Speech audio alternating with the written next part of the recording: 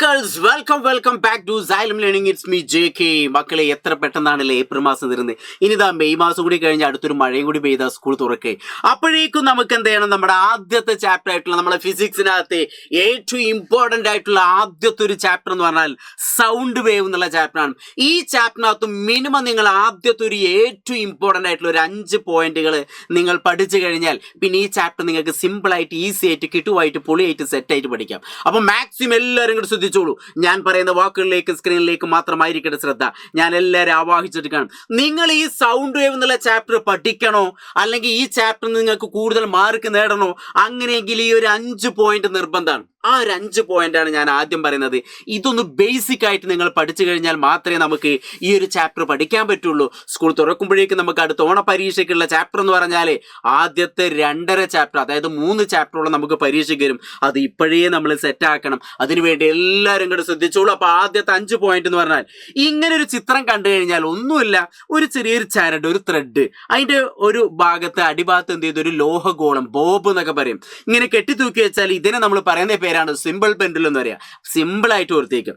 ഈ simple pendulum ഇപ്പൊ rest ആയിട്ട് നിൽക്കുന്നില്ലേ, അതുകൊണ്ട് ഈ പോയിന്റിനെ, ഇത് റെസ്റ്റ് ആയിട്ട് നിൽക്കുന്ന പോയിന്റിനെയാണ് നമ്മൾ ഈക്വിലിബ്രിയം പൊസിഷൻ, ഈക്വിലിബ്രിയം തുലന സ്ഥാനം എന്ന് പറയാം. അതിനെ നമ്മൾ എന്ത് പറയാ? ഈക്വിലിബ്രിയം തുലന സ്ഥാനം എന്ന് പറയാം. അപ്പൊ ഈ തുലന സ്ഥാനത്തെ ആധാരമാക്കി 2 വശങ്ങളിലേക്ക് ഇങ്ങനെ ഊഞ്ഞാലാടുന്ന പോലെ ഇരുവശങ്ങളിലേക്ക് ഇങ്ങനെ ആടുകയാണെങ്കിൽ അതിനെയാണ് നമ്മൾ എന്ത് പറയാ? ഓസിലേഷൻ ദോലനം എന്ന് പറയാം. അതിനെ നമ്മൾ എന്താ പറയാ? ഓസിലേഷൻ ദോലനം എന്ന് പറയുന്നു. ഇനി ഈ ഓസിലേഷനിൽ എന്ത് ചെയ്യാണ്? ഇതിങ്ങനെ ആടുന്ന സമയത്ത് മാക്സിമം എത്ര ദൂരം വരെ പോകുന്നു, ഈക്വിലിബ്രിയം പൊസിഷനിൽ നിന്ന് മാക്സിമം എത്ര ദൂരം വരെ ഇതിന് സഞ്ചരിക്കുന്നു, അതിനെ നമ്മൾ ആംപ്ലിറ്റ്യൂഡ് എന്ന് പറയാം. ഒരൊറ്റ ഓസിലേഷന് വേണ്ട ടൈമിനെ നമ്മൾ പീരീഡ് എന്ന് പറയാം. ഇനി number of oscillation per second, ഒരു സെക്കൻഡിൽ ഉണ്ടാകുന്ന ദോലനങ്ങളുടെ അല്ലെങ്കിൽ കമ്പനങ്ങളുടെ എണ്ണത്തെ നമ്മൾ ഫ്രീക്വൻസി, ആവൃത്തി എന്ന് പറയാം. ഈ 5 പോയിന്റുകൾ നിർബന്ധമായിട്ടും പഠിക്കണം. എങ്കിൽ മാത്രമേ നമുക്ക് ഈ ഒരു ചാപ്റ്റർ കംപ്ലീറ്റ് അങ്ങോട്ട് മുന്നോട്ട് പോകുള്ളൂ. കാരണം പരീക്ഷയ്ക്ക് ഇതിന് ഒരുപാട് കടുകട്ടിയായിട്ടുള്ള ചോദ്യങ്ങൾ വരും. ആ ചോദ്യങ്ങൾക്കൊക്കെ ആൻസർ ചെയ്യാൻ റെഡിയാണോ? അങ്ങനെയെങ്കിൽ ഇതാ ശ്രദ്ധിച്ചോളൂ. ആദ്യത്തെ പോയിന്റ് ചിത്രങ്ങളിലൂടെ നമ്മൾ മനസ്സിലാക്കണം. എന്താണ്? ഒരു വസ്തു തുലന സ്ഥാനത്തെ ആസ്പദമാക്കി കൃത്യമായ ഇടവേളകളിൽ ഇരുവശത്തേക്കും ചലിക്കുന്നതാണ് ദോലനം. കണ്ടില്ലേ? എന്താണ്?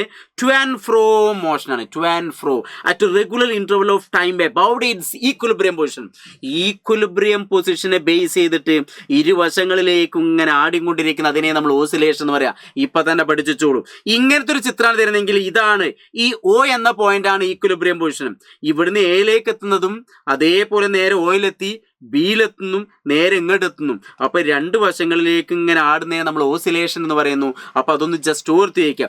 അപ്പൊ ഒരു ഓസിലേഷൻ നമുക്കൊരു വേവുമായിട്ട് നമ്മൾ അല്ലെങ്കിൽ ഒരു തരംഗവുമായി നമ്മൾ ബന്ധപ്പെടുത്തി മനസ്സിലാക്കി വെക്കുന്ന നല്ലതാണ്. നോക്കിക്കോളും. ഇവിടുന്ന് തുടങ്ങിയിട്ട് ഇവിടെ പോയി ഇവിടെ എത്തി. അപ്പൊ ഒരു ഓസിലേഷനായി. അപ്പൊ അതിന് പകരം ഇവിടുന്ന് സ്റ്റാർട്ട് ചെയ്യുന്നു. അപ്പൊ ഗ്രാഫിൽ ഇവിടുന്നാണ് സ്റ്റാർട്ട് ചെയ്യുന്നത്.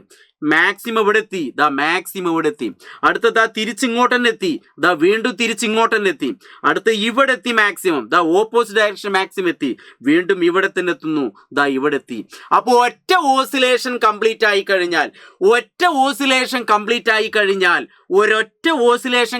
ആയി കഴിഞ്ഞാൽ അതിനു വേണ്ട ഒരു വേവ് ആണത്.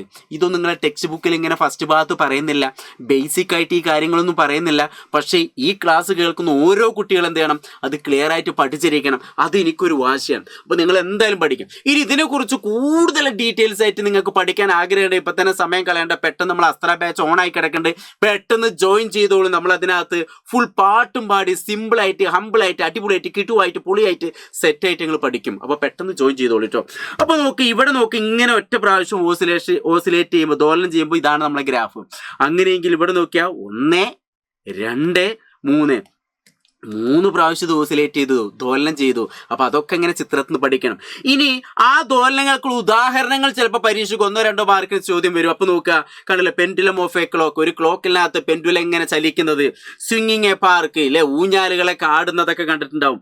വൈബ്രേറ്റിംഗ് ട്യൂണിംഗ് ഫോർക്ക് വൈബ്രേറ്റ് ചെയ്യുന്നത്. ഗിറ്റാറിന്റെ കമ്പിയിൽ ഇങ്ങനെ തട്ടിക്കഴിഞ്ഞാൽ അതിങ്ങനെ വൈബ്രേറ്റ് ചെയ്യുന്നൊക്കെ എന്താണ്? ഓസിലേഷൻ, ദോലനങ്ങൾക്ക് ഉദാഹരണമാണെന്ന് ജസ്റ്റ് ഓർത്ത് വയ്ക്കുക. ഇനി ആംപ്ലിറ്റ്യൂഡ് എന്ന് പറഞ്ഞാൽ നേരത്തെ പറഞ്ഞു, ഊഞ്ഞാൽ ആടുന്ന സമയത്ത് ഇങ്ങോട്ട് പോയിട്ട് മാക്സിമം അവിടെ എത്തി. ആ നിൽക്കുന്ന പോയിന്റ് നിന്ന് മാക്സിമം അങ്ങോട്ട് എത്തുന്ന ആ പോയിന്റിനെ നമ്മൾ എന്താ പറയുക ആംപ്ലിറ്റ്യൂഡ് എന്ന് പറയാം. അതൊക്കെ ആ ചിത്രത്തിൽ മനസ്സിലാക്കാം. ഒരു തുലന സ്ഥാനത്തു നിന്നും ഒരു വശത്തേക്കുള്ള പരമാവധി അളവിനെ നമ്മൾ ആയതി എന്ന് പറയാം. ആയടി എന്നല്ല, ആയതി, അതിനെ എ എന്നുകൊണ്ട് സൂചിപ്പിക്കുക. അതിന്റെ യൂണിറ്റ് മീറ്റർ ആണ്. ദ മാഗ്നിറ്റ്യൂഡ് ഓഫ് എന്താണ് maximum displacement to one side from its equilibrium position. Equilibrium position നിന്ന് ഒരു സൈഡിൽ നിന്ന് ഈക്വലിബ്രിയം പൊസിഷൻ നിന്ന് മാക്സിമം ഡിസ്റ്റൻസിനെ നമ്മൾ എന്താ പറയുക ആംപ്ലിറ്റ്യൂഡ് എന്ന് പറയാം. ഈ ചിത്രത്തിലേക്ക് നോക്കിക്കോളും. ഇതാണ് ഈക്വലിബ്രിയം പൊസിഷൻ. ഈ ഈക്വലിബ്രിയം പൊസിഷൻ ഇങ്ങോട്ട് എത്തുന്ന ഈ മാക്സിമം ഈ ദൂരത്തിനെ നമ്മൾ ആയതി ആംപ്ലിറ്റ്യൂഡ് എന്ന് പറയാം. അപ്പൊ ചില കുട്ടികൾക്ക് സാർ ഇപ്പുറത്തെ സൈഡിലേക്ക് ഇതാ ഇങ്ങോട്ട് തന്നെ, ഇങ്ങോട്ട് എത്ര ദൂരാണ് പോവാ അതേ ദൂരം തന്നെ ഇങ്ങോട്ടും പോവാം. അപ്പൊ ഇവിടെയും നമ്മൾക്ക് ആയതിയാണ്, ഓർത്ത് വയ്ക്കാം. അപ്പൊ ഒരു വേവ് തന്നാൽ, തരംഗം തന്നാൽ നിങ്ങൾ മനസ്സിലാക്കേണ്ടതിന്റെ ഈ ഹൈറ്റിനെയാണ് നമ്മൾ എന്ത് പറയുക ആംപ്ലിറ്റ്യൂഡ് എന്ന് പറയാം. ദാ ഈ ഹൈറ്റിനെയാണ് നമ്മൾ ആംപ്ലിറ്റ്യൂഡ് എന്ന് പറയാം. അതിനെ എ എന്നതുകൊണ്ട് സൂചിപ്പിക്കുന്നു. അതും നിങ്ങൾ എന്ത് വൃത്തിയായി പഠിച്ചു വെക്കണം, അറിഞ്ഞു വെക്കണം, ഓർത്തു വെക്കണം. അങ്ങനെയെങ്കിൽ പീരിയഡ് എന്ന് പറഞ്ഞാൽ ഒരു ഓസിലേഷൻ വേണ്ട time, the time taken four one oscillation. ഒരു ഓസിലേഷൻ വേണ്ട ടൈമിനെ നമ്മൾ എന്താ പറയുക ഇവിടുന്ന് തുടങ്ങിയിട്ട് ഇവിടെ പോയി ഇവിടെ എത്തുന്നു. അതാണ് ഒരു ഓസിലേഷൻ. ആ ഒരു ഓസിലേഷൻ വേണ്ട ടൈമിനെ നമ്മൾ എന്താ പറയുക പീരിയഡ്. അതിനെ നമ്മൾ ക്യാപിറ്റൽ ടി എന്ന ഷോണ്ടാണ് സൂചിപ്പിക്കുക. അപ്പോൾ ഓർത്തു വെക്കണം, അറിഞ്ഞു വെക്കണം. ദാ ഈ ചിത്രത്തേക്ക് ഇവിടുന്ന് തുടങ്ങിയിട്ട് ഇവിടെ പോയി ദേ വന്നു. അപ്പോൾ ഒരു ഓസിലേഷനായി. അപ്പൊ ചില കുട്ടികൾക്ക് ഒരു സംശയമുണ്ട്, സാറ് സൈഡ് എന്ന് വന്നാൽ ഇതാ ഇവിടുന്ന് തുടങ്ങിയിട്ട് ഇതാ ഇങ്ങനെ വന്ന് ഇവിടെ എത്തുമ്പോൾ ഒരു ഓസിലേഷനായി, ഒരു ദോലനായി. ചിലപ്പോൾ ഇവിടുന്ന് തുടങ്ങിയിട്ട് ഇങ്ങനെ വന്ന് ഇവിടെ എത്തുമ്പോൾ ഒരു ഓസിലേഷനായി, ഒരു ദോലനായി. അല്ലാതെ ഇവിടുന്ന് തുടങ്ങിയിട്ട് ഇവിടെ എത്തുമ്പോൾ അതൊരു ഓസിലേഷൻ അല്ല. അല്ലെങ്കിൽ ഇവിടുന്ന് തുടങ്ങിയിട്ട് ഇവിടെ പോയിട്ട് ഇവിടെ എത്തുന്ന അതൊരു ഓസിലേഷൻ അല്ല. അപ്പോൾ ഒരു ദോലനം എന്ന് പറഞ്ഞാൽ ഇതാ ഇത്രയും വരും. അതിന് വേണ്ട ടൈമിനെയാണ് നമ്മൾ എന്താ പറയുക പീരിയഡ് എന്ന് പറയാം. അതിന് ഏകദേശം കൊണ്ട് സൂചിപ്പിക്കുന്നു ക്യാപിറ്റൽ ടി. ഇതൊക്കെ അറിഞ്ഞിരിക്കുക, ഇതൊക്കെ ബേസിക് ആണ്. ഇത് നിർബന്ധമായിട്ട് അറിഞ്ഞിരിക്കുക. ഇത് അറിഞ്ഞാൽ മാത്രമേ ഈ ചാപ്റ്റർ നമുക്ക് പഠിക്കാൻ പറ്റുള്ളൂ. അല്ലെങ്കിൽ ഞങ്ങൾക്ക് ഇത് ഭയങ്കര ബുദ്ധിമുട്ടായി മാറും ഈ ചാപ്റ്റർ. അതാണ് ഇതിൻ്റെ ഒരു പ്രത്യേകത. ഫ്രീക്വൻസി എന്ന് പറഞ്ഞാൽ number of oscillation per second. ഒരു സെക്കൻഡിൽ ഉണ്ടാവുന്ന ദോലനങ്ങളുടെ എണ്ണത്തിനെ നമ്മൾ ഫ്രീക്വൻസി എന്ന് പറയാം. അതിനെ എഫ് എന്നതുകൊണ്ട് സൂചിപ്പിക്കുന്നു. അതിൻ്റെ യൂണിറ്റ് എന്ന് പറഞ്ഞാൽ ഹെഡ്സ് ആണ്, HZ. Heads, HZ. അപ്പൊ അതുകൂടി നിങ്ങൾ എന്ത് ചെയ്യണം അറിഞ്ഞിരിക്കണം. ഈ ചിത്രത്തിലേക്ക് നോക്കുക. ഒരു സെക്കൻഡിൽ 2 തരംഗം വന്നു വിചാരിക്കുക. ഇവിടെ ഒരു സെക്കൻഡിൽ 1, 2, 3, 4, അതായത് 4 ഓസിലേഷൻ ഉണ്ടായെന്ന് വിചാരിക്കുക. അങ്ങനെയെങ്കിൽ ഇതിന്റെ ഫ്രീക്വൻസി എന്ന് പറഞ്ഞാൽ നിങ്ങൾ മനസ്സിലാക്കേണ്ട എത്ര ഉള്ളതാ. ഇതിന്റെ ആദ്യത്തിന്റെ ഫ്രീക്വൻസി 2 ഹെഡ്സായി മാറും. അടുത്ത 1, 2, 3, 4. അപ്പൊ ഇത് 4 ഹെഡ്സായി മാറും. അപ്പോൾ ഒരു സെക്കൻഡിൽ ഉണ്ടാവുന്ന ഇതൊരു സെക്കൻഡിൽ 2 ദോലനം വന്നു. ഇതാ 2 പ്രാവശ്യം ഇങ്ങനെ ആടി. അപ്പോൾ ഒരു സെക്കൻഡിൽ 2 ദോലനം വന്ന അതിന്റെ ഫ്രീക്വൻസി 2 ഹെഡ്സായി. ഒരു സെക്കൻഡിൽ ഇവിടെ എത്ര വന്നു? 1, 2, 3, 4 ദോലനം വന്നു. അതുകൊണ്ട് അതിന്റെ ഫ്രീക്വൻസി 4 ഹെഡ്സ്. ഇങ്ങനെ മനസ്സിലാക്കാനുള്ളൂ. അപ്പൊ ആയതി ഓസിലേഷൻ, ദോലനം. അതേപോലെ തന്നെ ആയതി, അതായത് ഞാൻ ഒന്നുകൂടി പറയട്ടെ. ആദ്യ ഭാഗത്ത് ഞാൻ ഈ പോയിന്റ് ഞാൻ പറഞ്ഞില്ലേ, എന്താണ് ദാ equilibrium, oscillation, amplitude, period, frequency. ഈ 5 കാര്യങ്ങൾ മക്കളെ നിങ്ങൾ നിർബന്ധമായിട്ടും അറിഞ്ഞിരിക്കണം. എങ്കിൽ മാത്രമേ നമുക്ക് ഈ ഒരു പരീക്ഷയ്ക്ക് ഇതിൽ മുന്നോട്ട് പോവുള്ളൂ. അല്ലെങ്കിൽ ഈ ചാപ്റ്റർ ഒക്കെ നിങ്ങൾക്ക് കടുകട്ടി ബുദ്ധിമുട്ടായി മാറും. അപ്പോൾ ഒരു ദോലനത്തിന് ആവശ്യമായ സമയമാണ് ടി എന്ന് പറയുന്നത്. അതെന്താ പറയുക time taken four one oscillation. T എന്ന് പറഞ്ഞാൽ പീരിയഡ്. ഇനി അടുത്ത് ഒരു സെക്കൻഡിലുണ്ടായ ദോലനങ്ങളുടെ എണ്ണം, അതാണ് frequency F. Number of oscillation per second F. അപ്പോൾ ഫ്രീക്വൻസിയും പീരിയഡും ഇതിനെ നമ്മൾ ക്യാപിറ്റൽ ടി എന്ന ഷോണ്ടാണ് സൂചിപ്പിക്കുക. കാണുന്നില്ല അല്ലേ? ഇതിനെ നമ്മൾ സ്മോൾ ലെറ്റർ എഫ് എന്ന ഷോണ്ടാണ് സൂചിപ്പിക്കുക. ഇതിൻ്റെ യൂണിറ്റ് സെക്കൻഡാണ്, ഇതിൻ്റെ യൂണിറ്റ് ഹെഡ്സ് ആണ്, HZ. ഇത്രയും കാര്യം മക്കൾ നിങ്ങൾ നിർബന്ധമായിട്ട് പഠിക്കണം. അപ്പോൾ ഈ കാര്യങ്ങൾ പഠിച്ചു കഴിഞ്ഞാൽ മാത്രമേ നമുക്ക് എന്ത് ചെയ്യുള്ളൂ പരീക്ഷയ്ക്ക് സെറ്റാക്കാൻ പറ്റുള്ളൂ. പിന്നെ ഇതിൽ പഠിക്കേണ്ടത് ഈ 4 ഇക്വേഷനാണ്.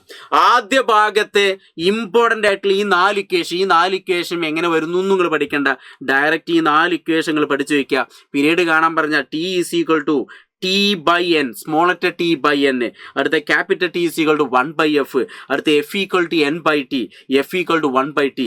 ഇതൊക്കെ വെച്ച് പ്രോബ്ലം ചെയ്യാൻ നിങ്ങൾക്ക് ബുദ്ധിമുട്ടായിരിക്കും. പക്ഷേ ഈ പ്രോബ്ലങ്ങളൊക്കെ നിങ്ങൾ സിമ്പിളായിട്ട് അടിപൊളിയായിട്ട് ഇത്ര ഉള്ളൂ, എന്തൊരു സിമ്പിളില്ലേ ആ രീതിയിലേക്ക് ഞാൻ മാറ്റിത്തരും. അപ്പോൾ എല്ലാവരും എന്ത് ചെയ്യുക, ഇത് കണ്ടു കഴിഞ്ഞാൽ ഉടൻ തന്നെ നിങ്ങളെ ഫ്രണ്ട്സിലേക്കൊക്കെ മാക്സിമം ഷെയർ ചെയ്യുക.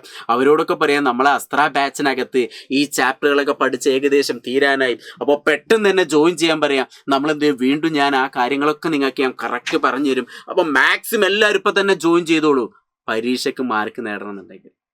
അപ്പൊ ഇപ്പൊ തന്നെ ബേസിക് ആയിട്ട് ഈ ഒരു ചാപ്റ്ററിനകത്ത് ഈ ഒരു 5 പോയിന്റ് നിങ്ങൾ നിർബന്ധമായിട്ട് പഠിക്കണം. ഒരു 2-3 തവണയെങ്കിലും നിങ്ങൾ കേട്ട് പഠിക്കണം. അല്ലെങ്കിൽ നിങ്ങൾ എന്ത് ചെയ്യുക, നേരെ അസ്തല ബാച്ചിലേക്ക് വന്നോളൂ, നമ്മൾ അവിടെ അടിപൊളിയാക്കി തരും. അപ്പൊ എല്ലാവർക്കും എന്താണ്, ഗോഡ് ബ്ലസ് യു. വരാനിരിക്കുന്ന പരീക്ഷകളും ക്ലാസ്സുകളും ഒക്കെ നമ്മൾ അടിപൊളിയാക്കും.